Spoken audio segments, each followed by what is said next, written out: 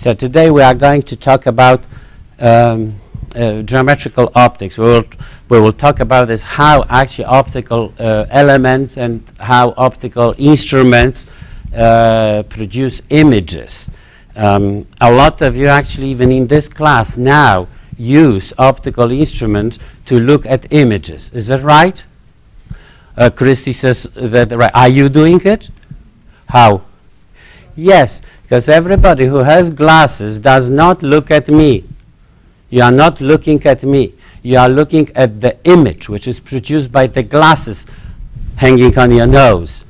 And geometrical optics actually is about this, how we can achieve those effects.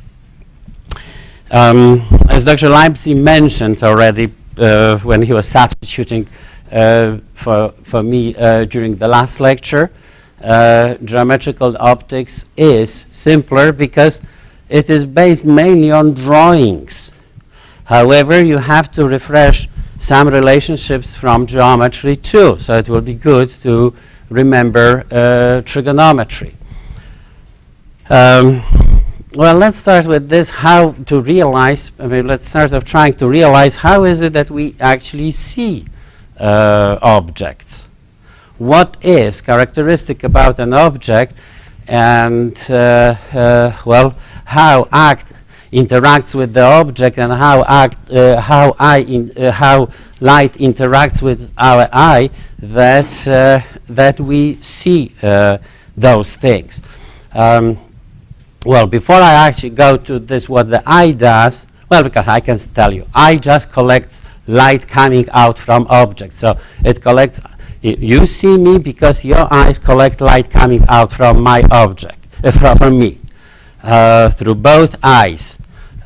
More precisely, it's through the pupils of your eyes. This is when light enters, where light enters the eye. And actually each of those lines collect, well, a cone of light coming out from each point of my body. So in order to be seen, an object must send light from each point. From each point the light must be emitted or scattered or reflected in order to for our eye to collect the light, and for our brain to interpret this light. Now, obviously it isn't the case that the eye has to collect all the light which is coming out from every point. It collects only small cone. So, for example, if you think about, let's say, a speckle on my face, well, the light is going in all directions. Now, let's say that Christy is looking at it, so there will be a tiny cone, with an apex at the speckle, and the base being the pupil of her eye. Can you imagine that cone? Now look that the cone of light which is received by Christy is different than cone which is collected, for example, by Brian. He collects a completely different cone. Well, but if that speckle sends light in all directions, then from all directions we can actually place our eye to collect a cone of that light. Now, in some situations, we can, our eye, or we can fool our eye. We can have a situation that light is somehow manipulated, so it is turned or curved, and but it still, well, when it enters into the eye automatically imagines, or our brain automatically imagines that it is a cone of light coming from somewhere, and extrapolates actually the lines along which that light is traveling. The lines along light is traveling are called rays, so it extends the rays, and at the extension of those rays our brain assumes that this is the source of light, and that there is the point which emitted the light, and we will think that something is at that location. How about if you actually oh, great. Look at well, phenomenon which we actually are pretty familiar. It's how we see our objects underwater. Not when we are underwater, but let's say that we are walking in a pool and we are looking at feet of other people. Do you remember how those feet look like? So there's something special about these feet? Who remembers that? How does it look like? Have you noticed that it appears like the legs are, here it is, shorter? Have you? Who saw that? Now let's see why it happens. Why we we see that the legs are shorter. So let's say this is the surface of water, and well, at the bottom somewhere, oh, how about not necessarily in the bottom, let's say there is fish. Somewhere there is a fish, and we are standing over here and looking at the fish. Actually, well, think about that you are a hunter. You are trying to aim at the fish now.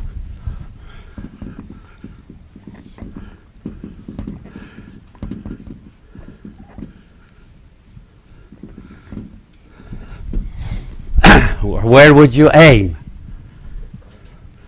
In front of the fish, behind of the fish, above the fish, below the fish? Okay, who would try to hit it below the fish? Let's vote. Okay, who would try to do it to hit behind the fish?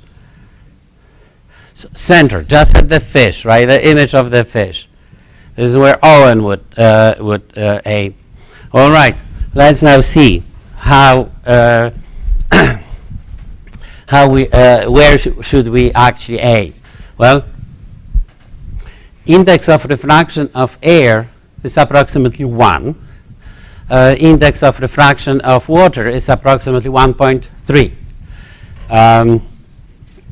Which means actually that well, let's say that the light is coming out from the fish. So angle of incidence is therefore going to be less than angle of refraction. So let's say that we look at this point.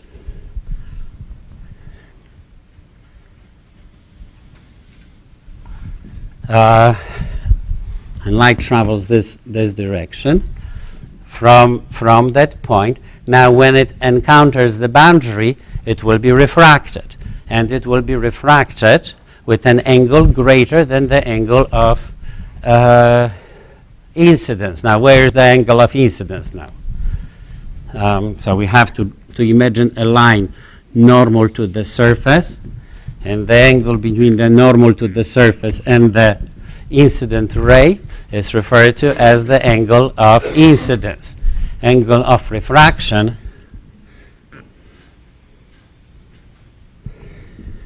is the angle between the normal and the refracted ray. So the light will travel in this direction. Well, this is just one of the rays, so we still don't see where actually we are going to locate the image, but definitely the image of the fish is going to be somewhere along this line. It will be at the extension. Our eye will think that the source of the light which enters our eye is somewhere here. Well, in order to figure out where it really is coming from, we will have to imagine another ray. and that other ray going to be refracted, also is going to be refracted, and actually it will be refracted at the at another angle. And now if I continue the extension of those two lines, they will cross at a particular point, and that point appears to us as the source of the light which enters our eye. So we will think that the fish is over here. So obviously, well, you will see the fish here. So in order really to hunt it down, you will have to aim below what you see because of refraction at this surface. Is it clear? Actually, let's try to imagine how the fish is going to see us. I mean, how the fish is seeing the hunter. So it's a similar, let's now erase these.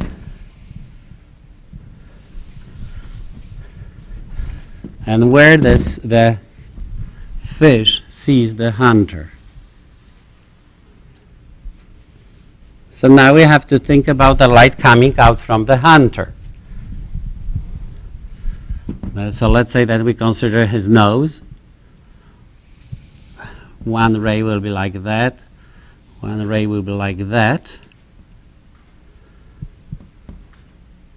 Actually, probably it will not see this one.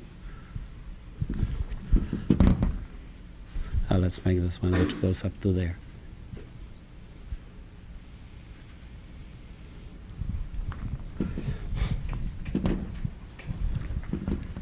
Okay, now at the interface, again, angle of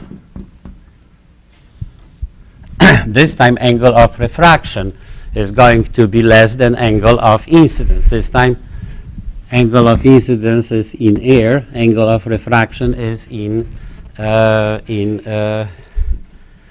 water. Now with this one, we have to repeat the same thing. Here's angle of incidence, here's angle of refraction. And this is where the fish is going to see the hunter.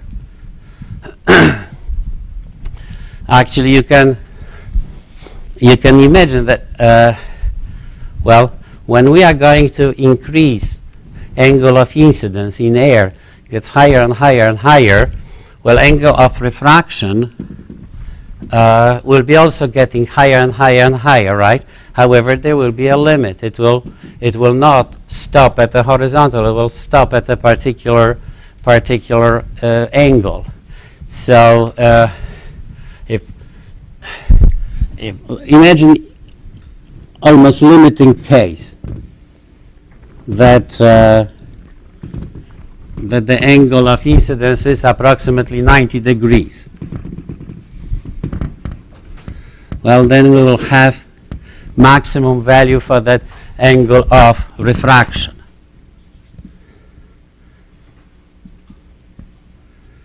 Well, let's now try to imagine what will be that maximum value for the angle of refraction.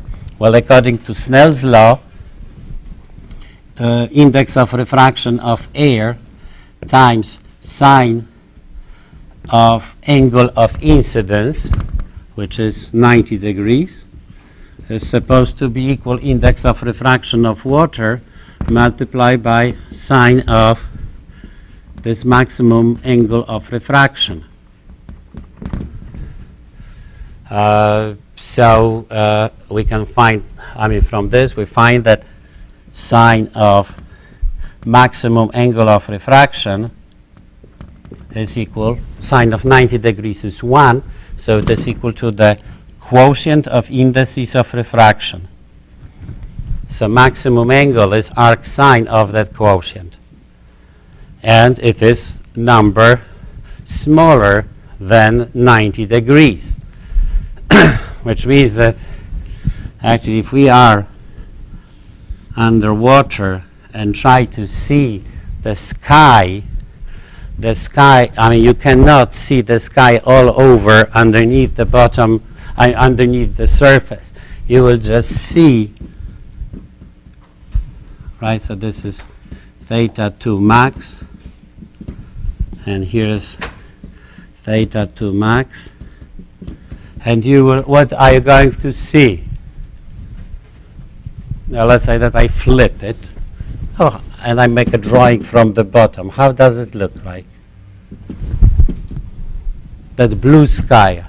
Yeah, the fish is going to see blue sky, but in what shape? A circle. It's going to see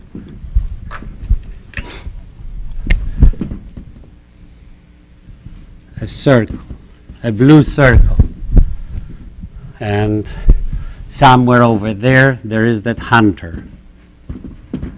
I mean, if there are some people watching from the other side, they will be here. Do this experiment, actually. When you dive, I mean, into a swimming pool, and and go something like 3 feet down, and turn around and look upward.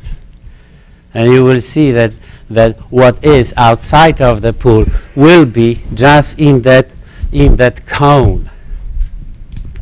It's also interesting to see what are you going to see over there, because you are going to see something there too.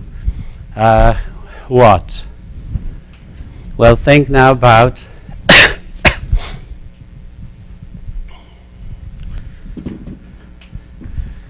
light coming, how about if I use this one? Light coming from here. Where that light could originate from. Because you can see things here, which means that I'm just telling you that. It means that there will be light moving along this ray. But where it could come from? Well, one thing is that it cannot come from above the surface of water. The only light that maybe the most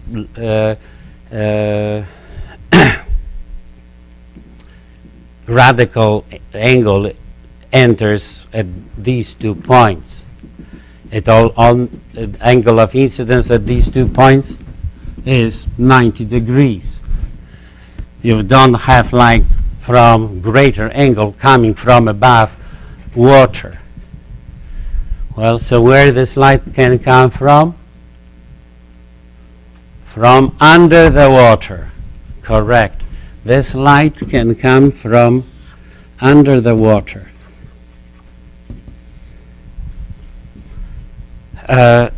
So over here, what you will see,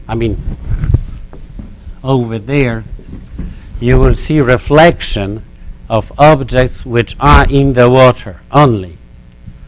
Nothing, no information from above. All the information from above comes through this circle. Also, one thing is that if you send light in this direction, it cannot exit water. It can only be reflected, because now angle of incidence is greater than that.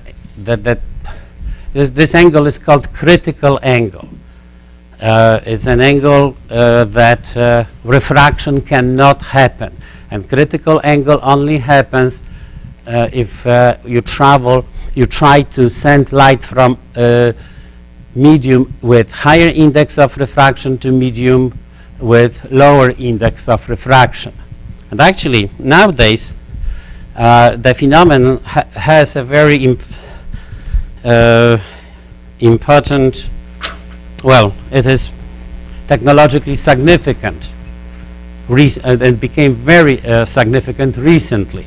Fact that light cannot exit a medium if the angle is greater than the critical angle. And the critical angle actually satisfies this expression. So instead of writing sine 2 max, I can write critical angle. Do you know what is it used for? A what? I couldn't hear. With total internal reflection. So what is it? What are we using this?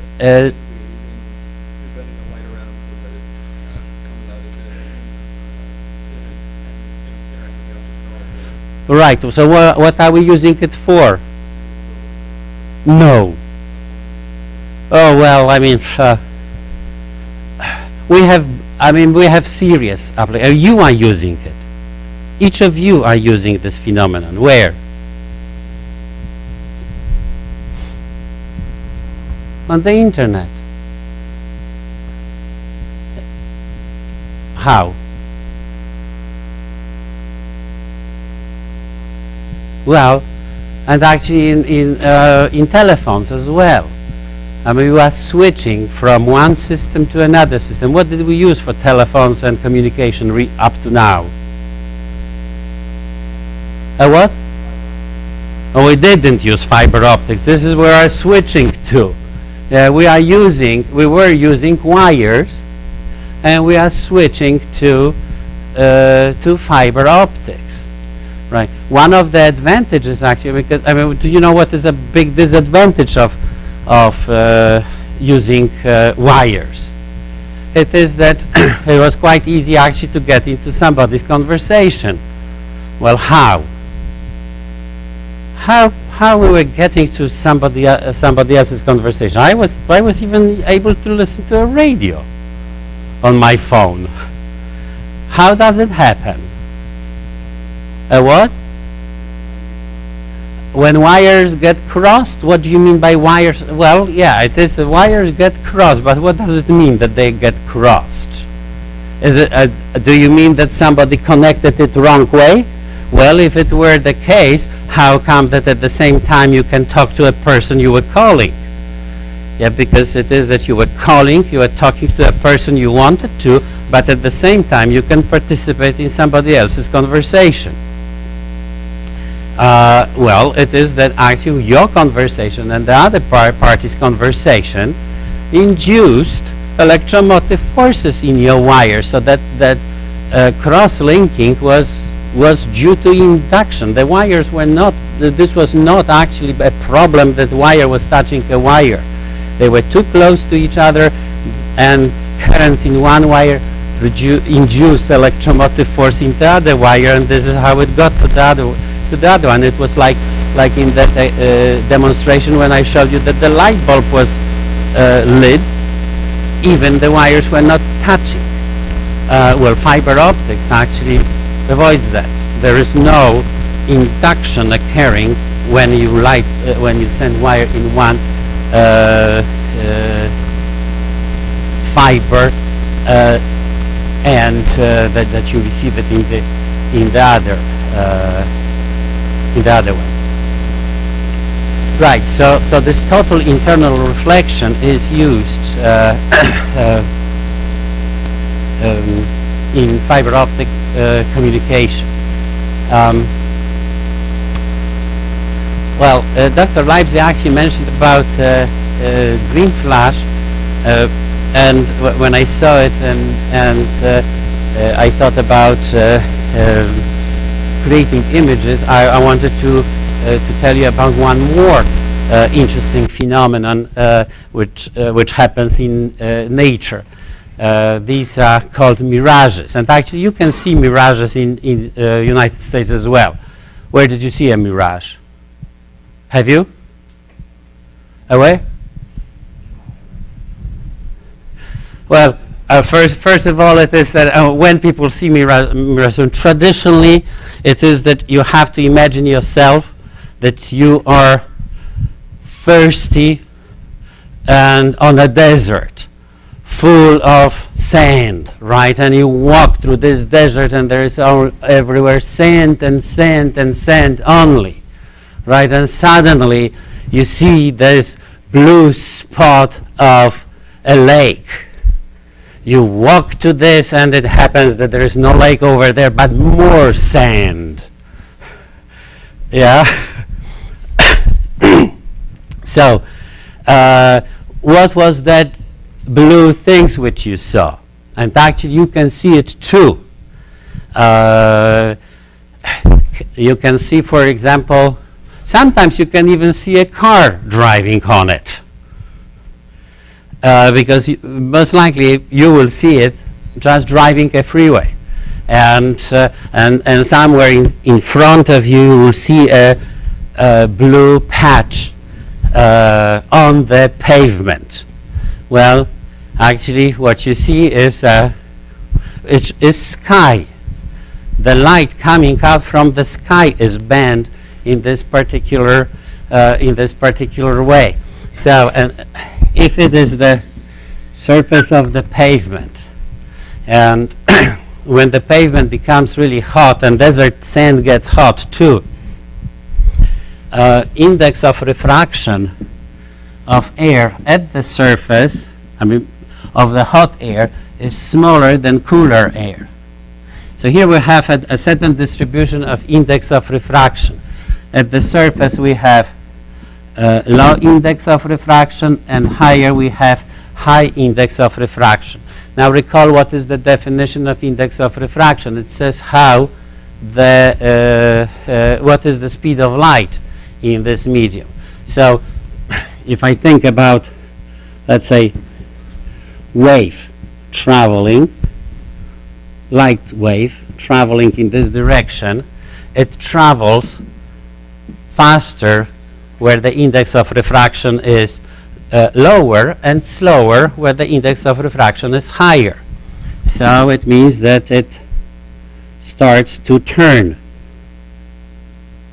This is an exaggeration case, but this is what happens, that the light is being bent toward the index of toward higher index of refraction.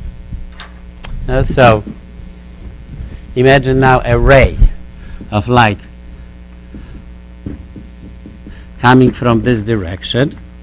Well, it's going to be bent and it will travel that way. I can imagine, well, one is enough. Yeah, so now when you are standing here, you will imagine that the light came from this direction. So you will think that there is something blue and shiny over here. You see that? And this is really a reflection, kind of reflection of the sky. All right.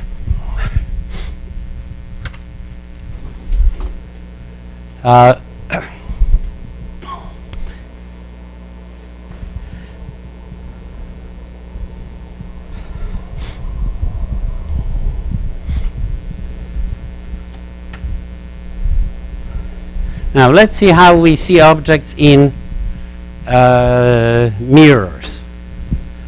And the mirror is let's start with the mirror which is referred to as plane mirror. All of you have it in your bathrooms, and it is a highly reflective flat surface. So in a mirror we have a flat surface which reflects light. Now if mirror has such a property that if rays are emitted from a point, and if rays are coming out from a point, they can be refracted or scattered. But for example, each speckle over here, or each point of my skin has this property that it sends light out. So this type of a point is called a real object. The point from which light is coming out is called a real object. I will talk about something else also, that the rays converge to a point something like this can happen if we have another optical element. So obviously my face cannot do it. However, if you have a telescope, for example, the first lens of the telescope can create a point to which rays converge. This is referred to as virtual object. And what a mirror does, that when the light interacts with the mirrors, either the rays or their extensions meet at a point, and that point appears like a source of the light to our eyes. So our brain is going to interpret that the light is coming from that image. Well, let's take a look at an example of, a very simple example and very intuitive, of a real object. So I'll put a flower in front of a mirror. Now let's take a look at this point. This point is emitting light in all directions.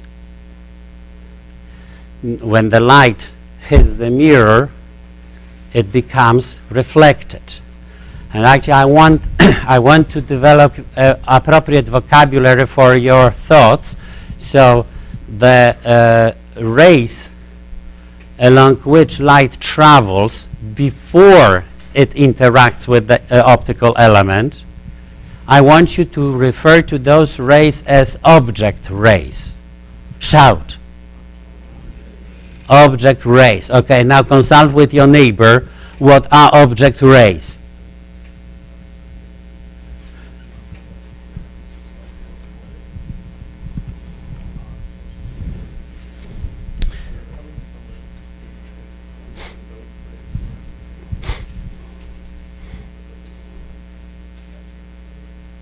Okay, now after the light interacts with the element, and in case of a mirror will reflect light.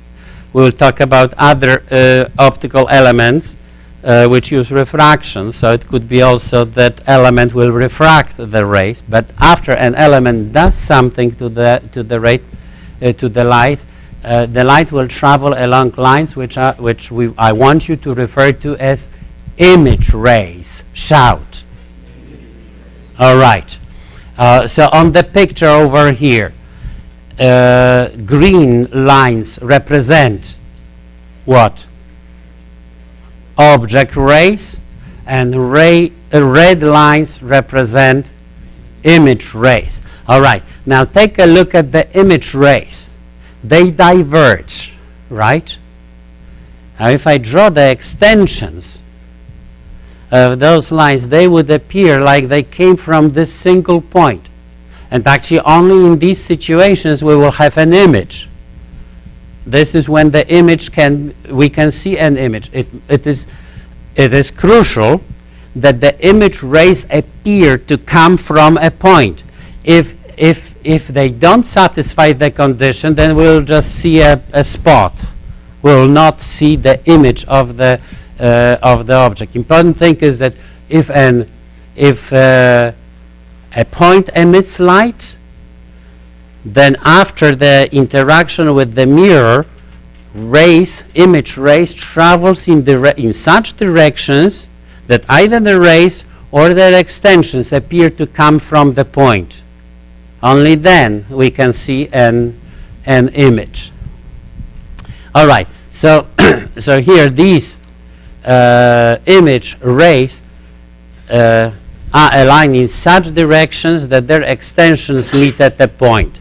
If the extensions meet at a point, we say that the image is virtual. Light never travels behind the mirror. All of this is virtual. So here is a very simple situation in which from a real object we obtain a virtual image. Now, when you look at your face in the bathroom, do you see a real image or virtual image? Who votes that it's real? Who votes that it's virtual?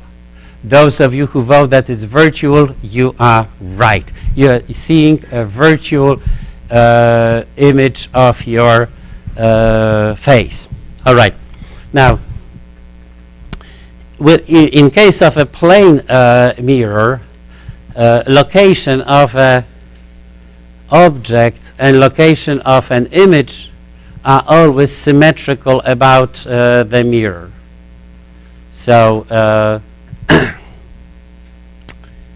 if this flower, I mean this point of the flower, let's say 30 centimeter in front of the mirror, this point is going to be 30 centimeters behind the mirror. All right, let's now take a look at the situation of a virtual object. And virtual object is an image produced by another instrument. Now, for example, let's think about the picture over here. How is it that you see this red spot on the screen? It comes from that projector, correct? Yeah, that projector has the slide, right? And the light coming out from the slide, from each point of the slide, meets at a point on the screen to form an image. And actually, this time it will be somewhat different because the image, in the image, actually it isn't that the extensions form the image. It is that the light from the projector meets at this point to form an image. The image which you see here of this slide is a so-called real image, because actually it is formed by the light itself, not by extensions. Do you understand that? All right, so those of you who look at me through your glasses, do you see real image of me or virtual image of me? Virtual, correct. Yes, you are seeing virtual because it is that you extrapolate or extend the refracted rays refracted by the glasses and find the points where they meet, and this is where you place me. And we will see in the future why actually we do it. Anyway, so imagine now that we have some kind of like a projector. That projector produces an image of a flower on the screen, and this is a real image. It produces it because the rays coming out from the projector meet at this particular point. Yeah, before the lens, they came out also from a point. There is a slide of this picture. So from one point on the slide, that one point sent light in all directions. The lens now refracted the rays in such a way that they meet at this point on the screen. And actually, this is where we have to put the screen. If we put the screen too far or too close to the projector, then the image would be, what we will see will become blurred. All right, now imagine that I will prevent formation of this image by placing a mirror in front of it. Do you understand the situation? In such a situation, we say that this object, because now this thing is the object for the mirror. These are object rays. They are not coming out from a point. Do you see that? They converge, however, to a point. If something like this happens, we say that it's a virtual object. A virtual object has to be created. It cannot be material object. It has to be created by another optical element. Now let's imagine, why don't we imagine what will happen now after reflection? Well, so now the image rays will converge to a point. Now because because the rays converge to a point, then whatever we have is real now. So we will get a real image. Now I want to make sure that you make a distinction between real object and material object. Real object is a term in optics, and it doesn't mean that you can touch it.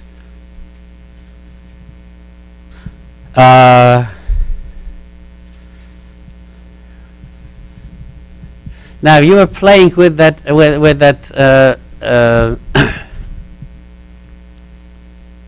with that little piglet on Thursday. How many of you think that it's real? That piglet was a real object? By my definition, it isn't my definition. I'm sorry. I mean, I did not develop physics. It has been developed, and I'm just repeating. But by this definition, was that piglet real? The one which you saw, not the one at the bottom of the device. All right. It was a real image. This was a real image formed on the top of that device. It was not material, however. You couldn't touch it. Now, why was it real, Lee? Because this is where the rays met. Correct. After two reflections in the two surfaces, the light coming out from the real piglet, which was a material object, and you could touch that one. So after it got reflected by the two mirrors, the light met also to form an image. And because the light met, it means that it was a real object. All right.